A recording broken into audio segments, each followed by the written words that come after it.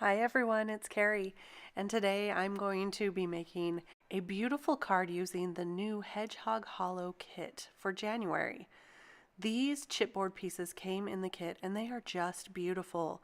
The geometric shapes are so fun, and I thought I'd show you a couple ways that you could use these chipboard pieces on your projects. The first way is to color them up.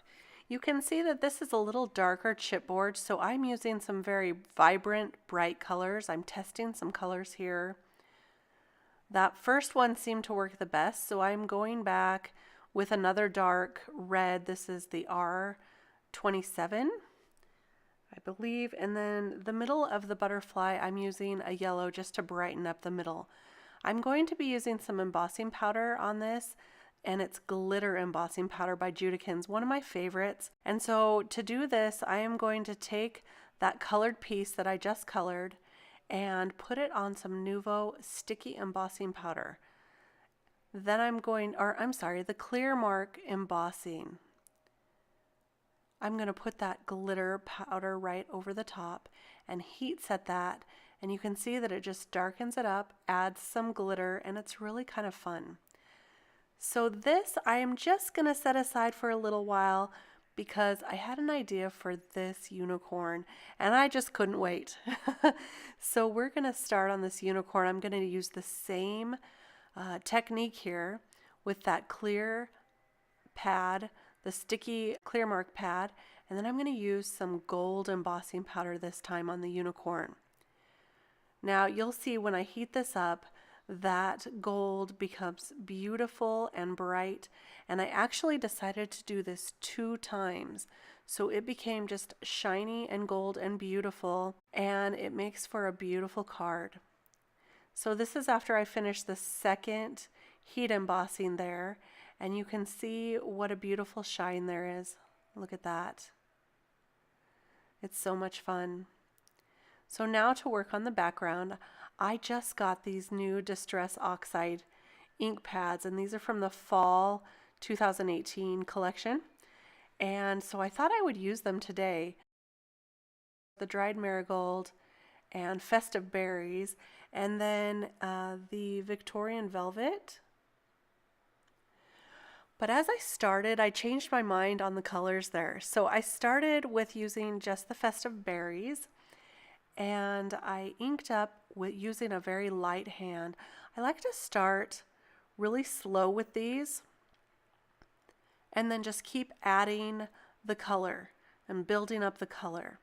And right now I'm using Neenah Solar Weight 80-pound paper, and this Distress Oxide does blend really nicely on this paper.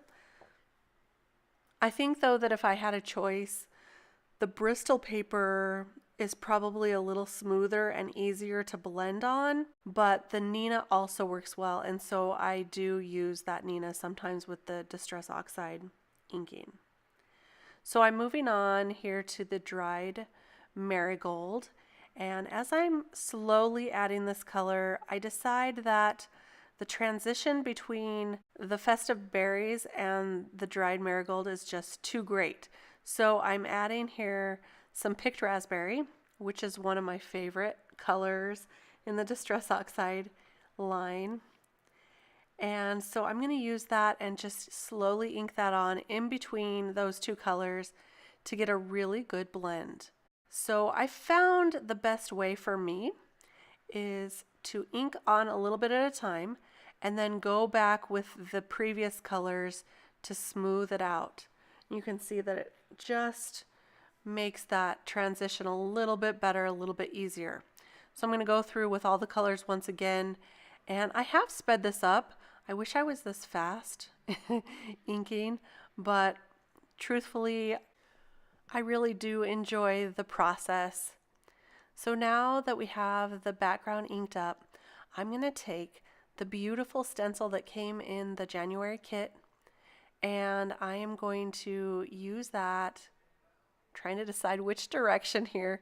I'm going to use that on the background. So I like to tape the stencil to the actual piece. So I'm going to use some purple tape here. This is the Thermoweb purple tape, which I really am liking, by the way. And I'm going to tape that on the back 4 times here just to make sure that I don't get any shifting while I'm inking these up. And I'm going to use the same colors on the top for the stencil, so it's kind of a monochromatic look. I really like that look. So here we are with the second color here, picked raspberry, and then I'll do the dried marigold here as well. Isn't that stencil looking pretty with all the color on it? I'm not showing you a sneak peek yet because I just want to make sure that I get those inked up really well, but you'll see that in just a minute here. So after I'm finished, I am going to peel off that stencil. Oh, I decided I need a little more on the marigold. So we'll add a little more here, and then I'm going to peel off that stencil, and look how beautiful that monochromatic look is.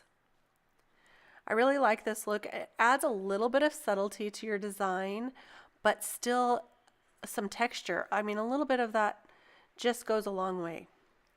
So that's going to look really pretty with the geometric golden unicorn. And now I'm going to pick a sentiment. And at first I was going to go with be yourself unless you can be a unicorn, then always be a unicorn. But then I decided, no, that's a little too obvious.